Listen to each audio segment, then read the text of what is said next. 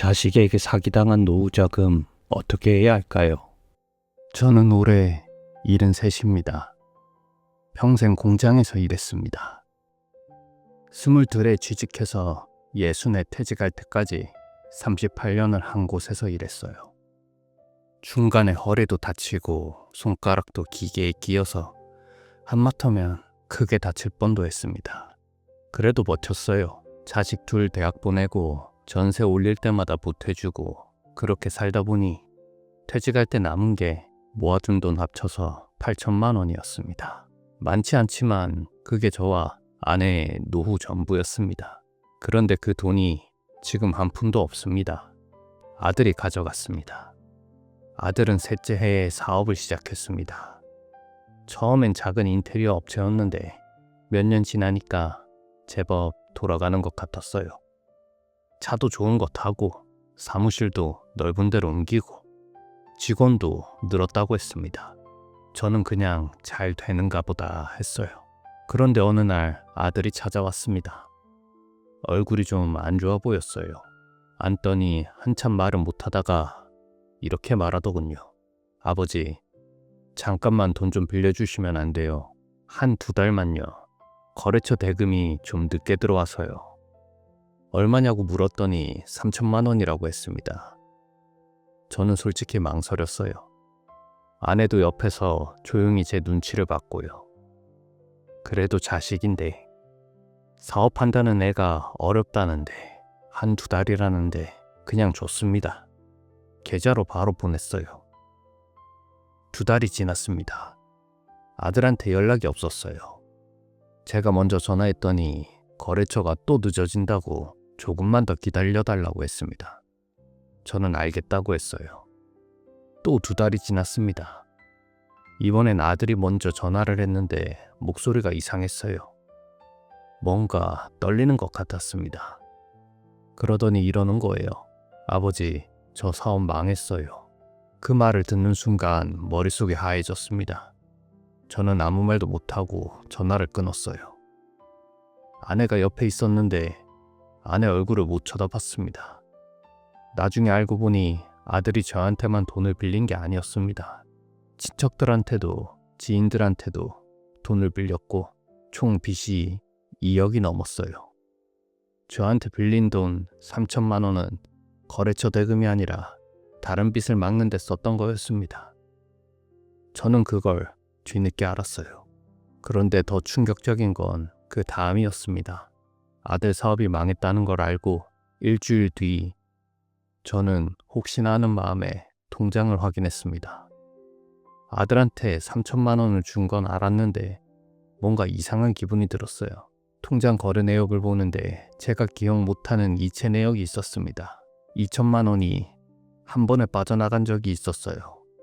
날짜를 보니까 작년 겨울이었는데 저는 그 돈을 보낸 기억이 없었습니다. 아내한테 물었더니 아내도 모른다고 했어요. 알고 보니 아들이 제 공인인증서와 비밀번호를 알고 있었습니다.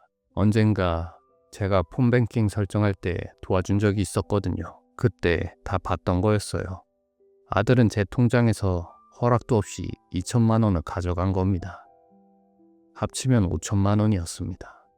노후자금 8천만 원 중 5천만 원이 없어진 겁니다. 저는 그날 밤 아무것도 못 먹었어요. 아내는 그냥 울기만 했습니다. 아들한테 화가 나는 건지 우리 팔자가 서러운 건지 모르겠다고 하더라고요. 저도 마찬가지였습니다. 아들을 신고해야 하는 건지 그냥 넘어가야 하는 건지 신고하면 아들이 감옥 가는 건지 머릿속이 복잡했어요. 며칠을 고민하다가 법률구조공단에 전화해봤습니다. 상담을 받았는데 자식한테 돈을 빌려준 거라면 민사소송을 걸 수 있고 무단으로 계좌에서 이체한 건 형사고소도 가능하다고 하더라고요. 그런데 저는 아직도 못하고 있습니다. 자식을 고소한다는 게 내 아들을 감옥에 보낸다는 게 그게 맞는 건지 아직도 모르겠어요. 그렇다고 그냥 없던 일로 넘기기엔 남은 노후자금이 너무 적고요. 저는 이 글을 읽으시는 분들께 묻고 싶습니다. 여러분이라면 어떻게 하시겠어요? 자식을 고소하는 게 맞는 걸까요? 아니면 그냥 자식한테 당한 걸로 생각하고 넘어가야 할까요? 저는 아직도 답을 모르겠습니다. 매일 밤 이 생각만 합니다. 노후 자금을 잃는 것보다 자식을 잃는 것 같은 기분이 더 아프다는 게 그게 부모 마음인가 봅니다.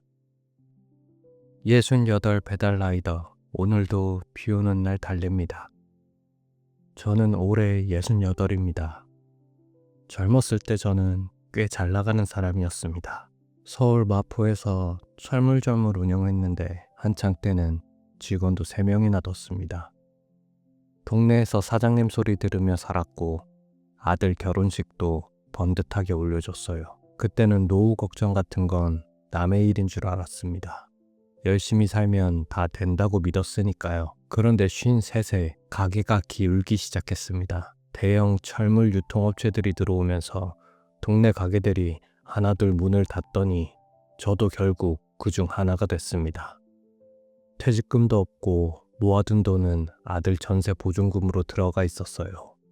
55세 빈손이 된 겁니다. 그때부터 이것저것 해봤습니다. 경비도 해보고 주차 관리도 해봤습니다. 그런데 나이가 60을 넘어서자 그마저도 쉽지 않더라고요.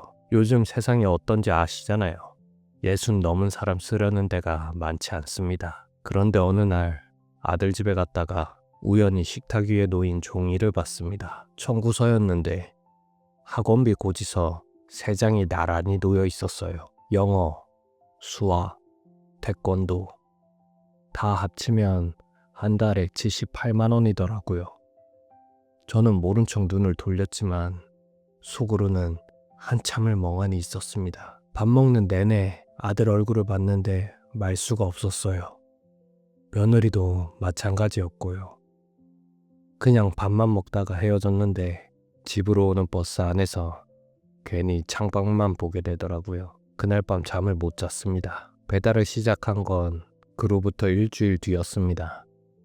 중고 오토바이를 70만 원에 샀습니다. 앱 등록하는 법을 몰라서 동네 편의점 알바 청년한테 물어봤어요.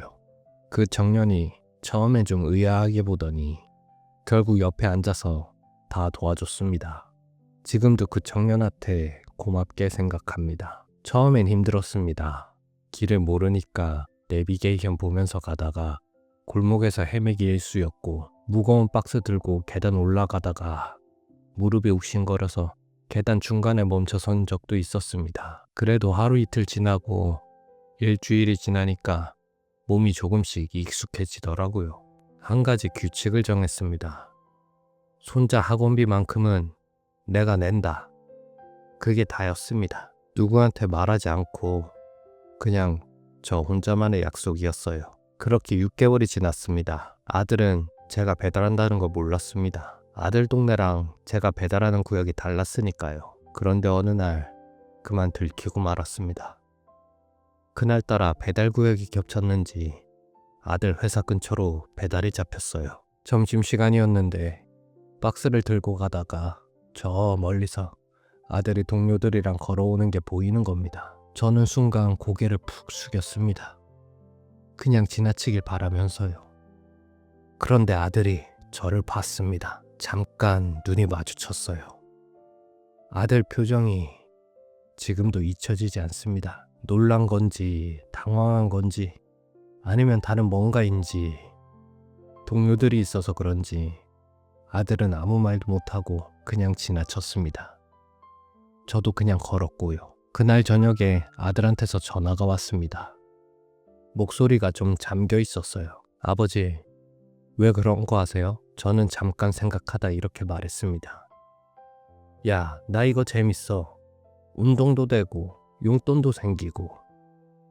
아들이 한참 말이 없더니 그냥 알겠어요 하고 끊었습니다. 저는 그게 다인 줄 알았어요. 그런데 한 달 뒤에 놀라운 일이 생겼습니다. 손자 학원비 고지서 3장이 아니라 2장이 된 겁니다. 태권도를 끊었다고 하더라고요. 아들한테 물어봤더니 손자가 요즘 태권도 학원보다 축구가 하고 싶다고 해서 바꿨다고 했습니다. 그런데 며칠 뒤에 손자 녀석이 저한테 전화를 했어요. 할아버지, 나 태권도 안 가도 돼. 학원비 아껴서 할아버지 오토바이 기름값 해드릴게요. 저는 그 말을 듣고 한참을 웃었습니다. 초등학교 4학년짜리가 그런 말을 한다는 게 기특하면서도 어딘가 마음 한켠이 찡했어요. 나중에 안 사실인데 아들이 손자한테 할아버지 이야기를 해줬다고 합니다. 과장하거나 꾸미지도 않고 그냥 있는 그대로요. 할아버지가 왜 비 오는 날도 오토바이를 타는지를요. 오늘도 비가 왔습니다. 아침부터 추적추적 내리는 비에 비옷을 꺼내 입고 나섰습니다. 무릎은 여전히 욱신거리고 핸들 잡은 손이 시리긴 해도 이상하게 출발할 때마다 기분이 나쁘지 않습니다. 신호 대기 중에 스마트폰을 보니까 손자한테 문자가 와 있었어요. 할아버지, 비 오는 날 조심해요. 사랑해요. 저는 그 문자를 한 번 읽고 또 읽었습니다. 그리고 핸들을 다시 잡았습니다. 68이 배달을 한다는 게 이상해 보일 수도 있습니다. 그런데 저는 이게 부끄럽지 않습니다. 누가 시킨 것도 아니고 누가 알아주길 바란 것도 아닙니다. 그냥 이 나이에도 가족을 위해 뭔가 할 수 있다는 게 제가 아직 쓸모 있는 사람이라는 게 그게 저는 좋습니다. 비 오는 날 도로에서 주황 비옷 입은 노인 라이더를 보면 한번 아는 척 해주세요. 저는 누군가의 할아버지고 누군가의 아버지입니다.